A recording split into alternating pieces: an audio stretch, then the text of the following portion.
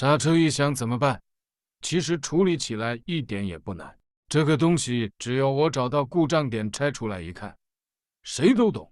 由于刹车片上的摩擦材料都没了，导致这个刹车盘的也磨损了。你看2块刹车片都一样，真是物尽其用了，一点也不浪费，就是有点费盘。俗话说得好，好话说得俗，旧的不去，新的不来。大叔问能不能以旧换新，看来大叔也是老江湖了，这样的好事都能想得出来。我只能说，你这个问题在我没报价之前是可以的，我报了价之后才问，那指定没有。不知道有没有人看得懂？我相信能看懂的人只有2种，第一种是做生意的，第二种脑瓜子灵活的，还有一种是完全不明白的。你是那一种？换好前面，然后再检查后面的，发现没问题，保养一下就行。就这样，今天的伙食费有着落了。要想月入过万，也不需要来啥活都得干，那必须得自己有把握的才干。旁边工地的切割机启动不了，问汽修工这里有没有这个电池换。实话实说，电池这玩意就没有我没有的，但跟工地这帮人干活，我得小心一点。第一的先谈好价格，第二个就是他指那我打那，无关的不要多嘴。你看电池已经装好了，如无意外的话就出意外了，竟然也是启动不了。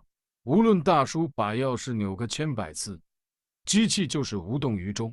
汽修工以为钥匙转动不了，亲自动手扭了几次，还是没任何动静。我仔细看了一下，这个机器匹配的是柴油发动机。这个好办，单缸柴油发动机根本无需电控，可以强制启动。现在只需要在启动机控制端植入一个开关即可解决问题。接个开关就3-5分钟的事情。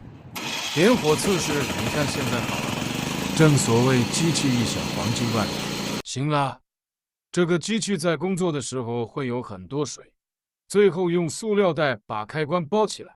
我觉得这个活干的也是相当不错的，就日本人看了都要说哟西，我很满意。最后在收款的这一步，终于还是逃脱不了不讲武德的情况出现。明明说好的价格还是给少了25块，我下次都不敢接他的单了。接下来这一单可能会刷新你对微型车发动机耐用性的认识。这辆车是发动机噪音大而过来的，检查发现机油尺根本就探不到油了，而且还能开过来。本来想换油的，但大哥说没时间了，先加进去吧。走的时候还买了1瓶冷却液，因为检查连冷却液都看不到了。你就说在这样恶劣的环境下，发动机还能正常运行，并没有想象中那么脆弱。接下来这单也基本是这个情况，一辆理想7座商务车，故障问题是水温高。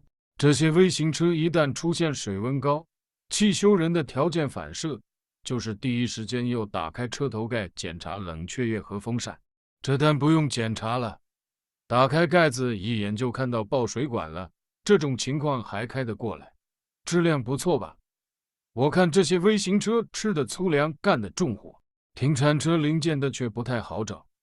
但是来到汽修工这里，你就准备好大洋吧，找了3条，总有1条能装吧？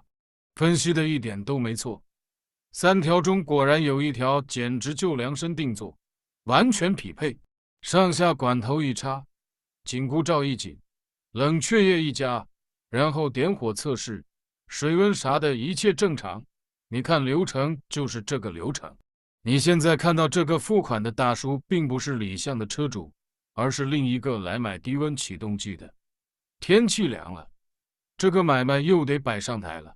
我发觉裤头带挂钥匙的都是大叔级人物了，而现在的青年人基本不挂，反正我没看到过。经过10来分钟的测试运行，一切正常，李湘可以交车了。这时候人又不知道干嘛去了，那先开一边停车，锁好车门吧。工地的单尽量小接，上次去对面搭店，本来说好30块的，然后做好了他才开20块。今天他又过来了，要把那个电池换掉，电池是换好了，然后还是打不着车。检查发现就是那个钮那个开关坏了，但是这边工程机械专用的开关我们没有，但是可以做一个临时用的强制开关，把它装上去。然后谈好价钱是200块，就是一个电瓶加一个开关的200块。后来弄好了，他又减了25块，总共是收了175块。工地的不好做，他不可能讲道理的，随便给点你就走了。好，明天见，拜拜。